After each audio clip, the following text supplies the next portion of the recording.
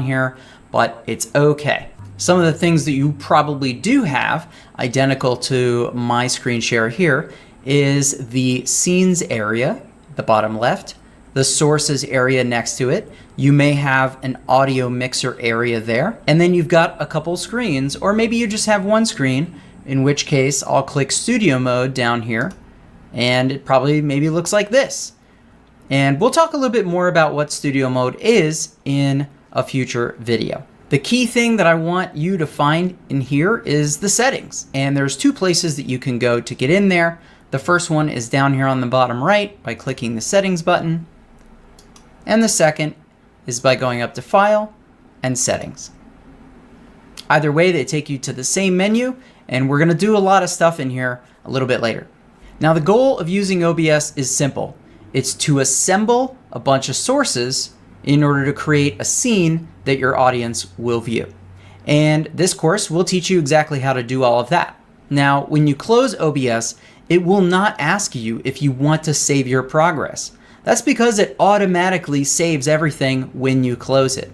But if you're nervous about losing your work, there's a way to still save everything. You can save your scene collection by going up to Scene Collection, Export, and then exporting the JSON file somewhere that you're going to remember to already have it. Compatibility, and then check the box for Run this program to do it. I'll just right-click the icon. That's why I do it, and I'll show you how to do it.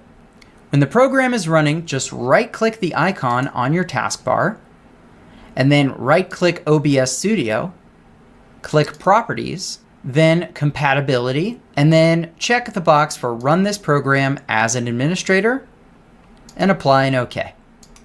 This will make sure that every time you open OBS Studio, it's going to ask you to say yes to running it in administrator mode. Now, hopefully you're not already overwhelmed here, and if you are, don't worry about it. I'm going to make this easy. So in the next class, we're going to talk about some settings that you should go ahead and set first in OBS Studio. All right, so now it's time to go through some early settings in OBS Studio. So I like to use the bottom right button and click Settings, and then we'll start in this first General tab. You can choose your theme. I like dark mode. And for these first two checkboxes, show confirmation dialog when streaming starts and when streaming stops, I highly recommend that you check these. I think they're unchecked when you first install, but that just gives you a confirmation dialog before you go live. The last thing anyone wants to do is go live without realizing. But that just gives you a confirmation dialog before you go live. Dialog when stopping recording. So if you're going to do recordings and you don't want to accidentally stop your recording early, this is a good one. Now, if you want to record your streams on your local drive while you're streaming, you could consider checking the box for automatically record when streaming, so that when you click that Start Streaming button, it also begins to record. All you would need to do if you wanted to do it manually was just click Start Streaming and then also click Start Recording. All the other settings in this General tab should be good to go in the beginning, so let's move on. The Stream tab is where you connect the streaming platform that you want to stream to, and we'll go over that in a later video. Now, the Output tab is where you're going to set up your settings for the quality of your stream and the quality of your recording. And it probably defaults to this simple mode, but I'm going to say let's go in and select Advanced, and we'll do our work in here. Now, when you first come in here, you will be in the Streaming tab, and the first thing we want to check is which encoder we're using. Now, there's software encoding and hardware encoding. Software encoding uses your CPU on your computer, but that's being shared with a lot of other programs and processes, right? So we want to use our hardware encoder if we have a video card, graphics card. To check for that, just go ahead and click into the drop-down and see if you have other options. There are different names for software encoding that's CPU based. Now for me, I have an NVIDIA graphics card, and so that's what I would select to ensure that I'm using my graphics hardware rather than my processor for all of this. Now, I don't recommend that you rescale output in this menu. I'll show you in another menu where to decide the final size of your stream or file. Now, all these other settings down below, we're going to cover in a future video about bit rates and streaming destinations. Let's click over to the recording tab next. And the first thing that you want to set is your recording path. Where do you want the videos to go on your system when you're done? Now the current path shows here, and if you want to change it, click Browse and choose a different folder. Now in recording format, there's a lot of different file formats that it will save to. For ease of use, I actually recommend just MP4, or if you're on a Mac, probably MOV.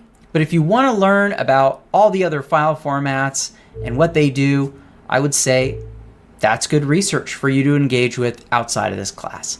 Now you have a couple ways of deciding how to encode the video, and that's going to affect file size and the quality and things like that. Now, the default is to use the stream encoder. And basically what that means is if you go back to the streaming tab, it's going to use whichever encoder is selected here. And it's also going to use some of the other parameters that we set in the streaming tab. It's going to use those same settings. If you want your recordings to have other specific settings not related to the way that your stream gets encoded, then you would go in here, you would choose your encoder.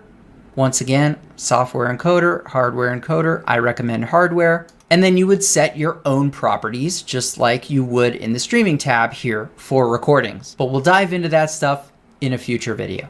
The audio tab and replay buffer tabs should be fine as is. The audio tab is where you would bring in different sources of audio, which is also covered in a future video in this series. The video tab is where you choose your canvas resolution, which is the resolution that you're designing your scenes in within OBS, and then your output resolution, which is the final physical size of your video or stream. I personally like to have them both at 1920 by 1080. And you can choose your frames per second quality, 30 frames, 60 frames, or otherwise. For ease of use, again, I like to use 30. In the Advanced tab, if you have this process priority dropdown,